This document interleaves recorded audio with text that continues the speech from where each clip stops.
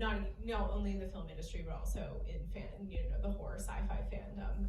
Just, that treatment of women kind of becoming gone.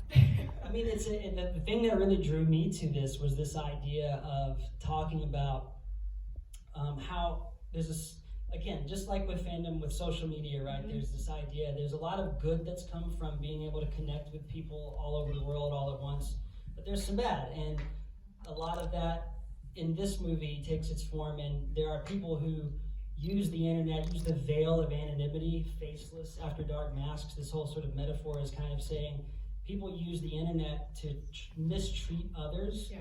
But that anonymity means that they can log off and go and never have to think about the negative effects they've had on somebody else, and never have to face the consequences for their actions. So I wish that there was some way to figure out how to, if I came up to you in real life and said, your hair looked better longer, then hopefully there'd be some negative consequences. But if you're on Instagram, you can send that and never have to think about it again. So. Yeah, absolutely.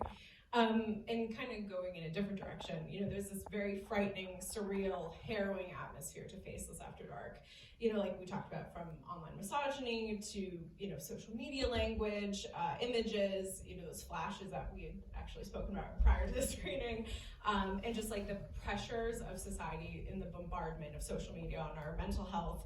And then, Jessica playing Bowie at the end of the movie, and like just this true crime obsessiveness, we see it on Netflix and stuff like that. It just feels kind of like a very like Rod Serling-esque commentary on kind of what we're facing right now, and just the current time in human behavior in relation to social media, true crime, and tragedy. So can you speak a little bit about incorporating that to Faceless After Dark, especially, that ending scene when Jessica, despite being so close to Bowie and being her partner, is just like, oh, I'm so sad. Like, I'm gonna play her. It's like, oh my God, that's so surreal.